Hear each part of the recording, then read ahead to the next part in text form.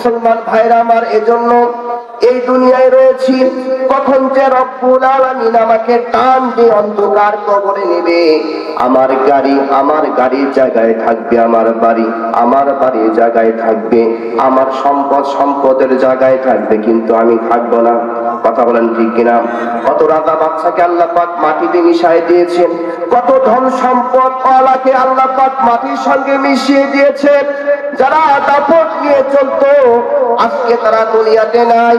তাহলে এই সম্পদ, ক্ষমতা, দাপট, ঘর বাড়ি, বিল্ডিং যা কিছু আল্লাহ পাক আমাদেরকে দিয়েছেন, এইগুলা কিন্তু স্থায়ী নয়, বরং অস্থায়ী। কথা বলেন ঠিক কিনা?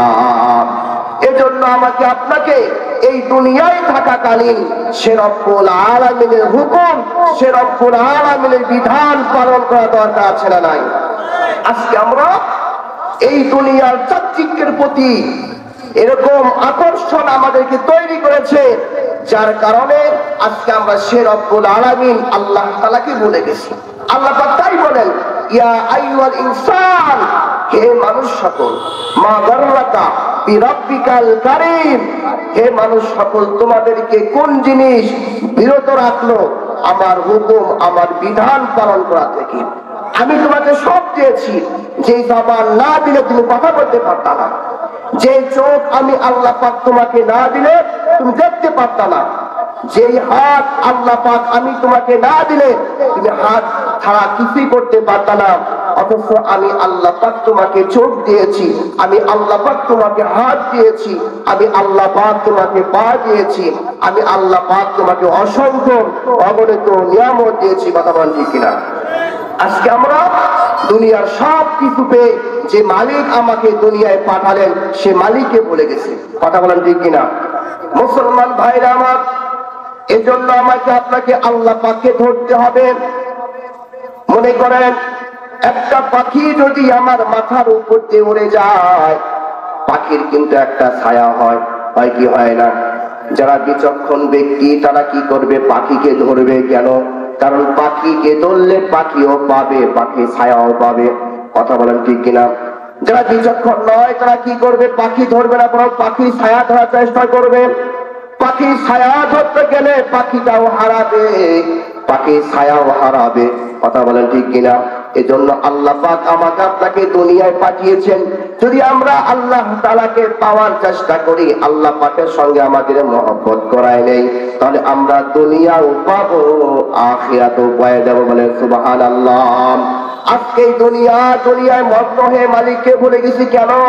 কারণ শয়তান চায় আমরা যেন সেই মালিক আল্লাহ পাকের হুকুম যেন পালন না করতে পারি। যখনই আমরা আল্লাহ পাকের বিধান, আল্লাহ পাকের হুকুম পালন করতে যাই, তখন শয়তান আমাদেরকে এরকম আঁকড়িয়ে ধরে। বলেন নাউযুবিল্লাহ। মুসলমান ভাইরা আমার, এই বিষয়টা একটা মেসাল দিয়ে বোঝাতে চাই। এক বাগানে এক বানর আর বাঘ বাস করত। প্রত্যেকটা দিন বানর বাঘের জন্য খাবার নিয়ে যায়। যা খাবার বানর বাঘের জন্য নিয়ে যায়, সেই খাবার গুলা বাঘ খেয়ে নেয়, বানরকে দেয় না। বানর চিন্তায় পড়ে গেল, আমি তো প্রত্যেকটা দিন বাঘের জন্য খাবার নিয়ে যাই, সব খাবার তো বাঘ খেয়ে নেয়, আমাকে তো দেয় না। দেখবেন যতগুলা প্রাণী আছে সকল প্রাণীর মধ্যে একটি বুদ্ধিমান প্রাণী হলো বানর। কথা বলেন ঠিক কিনা?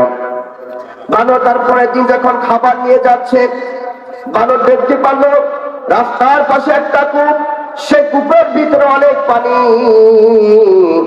বানর তার কাছে তার যে খাবার গুলা ছিল সমস্ত খাবার খেয়ে নিয়ে বাঘের কাছে গেছে, বলতেছে, বাঘ ভাই, আমি তো আপনার খাবার আনতেছিলাম, হঠাৎ করে কূপ থেকে উঠে আপনার মতো একটি বাঘ এসে আমার কাছে যে খাবার ছিল সব খাবার খেয়ে নিয়েছে।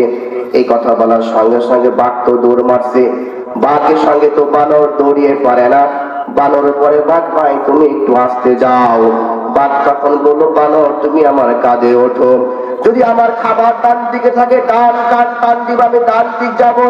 যদি আমার খাবার বাম দিকে থাকে আমার বাম কান টান দিবা, আমি বাম দিকে যাব। একবার বানর বাঘকে ডান দিকে নিয়ে যায়, বাম দিকে নিয়ে যায়, এমন করে করে যেখানে কূপ সেখানে নিয়ে গেছে। বলতেছে, ও বাঘ ভাই তোমার খাবার এই কূপের ভিতরে আছে। বানর আবার কূপের উপরে দাঁড়িয়ে বাপ বলতেছে আমার খাবার গুলা দাও। দেখবেন পানির নিচে উপরে যা কিছু করা হয় সেটা কিন্তু পানির নিচে দেখা যায়, অথবা ঠিক না? উপরে যা কিছু করা হয় তার একটা চিত্র কিন্তু পানির ভিতরে দেখা যায়। বাপ উপর থেকে বলতেছে আমার খাবার গুলা দাও, সব তো পানির ভিতরে দেখা যাচ্ছে। এক পর্যায়ে বাপ বারবার বলতেছে কিন্তু খাবার তো আসতেছে না। বানর তখন পানিতে ঝাঁপ মারছে, মারার সঙ্গে সঙ্গে বাঘ তো আর উঠতে পারতেছে না, ইল্লা লিল্লাহ মারা গেছেন। উপরে এখন বানর দাঁড়িয়ে হাততালি মারে আর বলে, ওগো বাঘ ভাই, আমি যে প্রত্যেকটা দিন খাবার আনতাম এখন আর তোমাকে দেওয়ার প্রয়োজন নাই। এখন থেকে আমি যা খাবার আনবো আমি নিজেই খাবো, তোমাকে আর দেওয়ার দরকার নাই। মুসলমান ভাইরা আমার, এখান থেকে কি বোঝা গেল? আমি যখন নামাজ পড়তে যাই শয়তান টান মারে, আমি যখন ঈমান আনতে যাই শয়তান টান মারে, আমি যখন ভালো কাজ করতে যাই শয়তান টান মারে, বলে না না আল্লাহ পাকের হুকুম পালন করো না, আল্লাহ পাকের বিধান পালন করো না।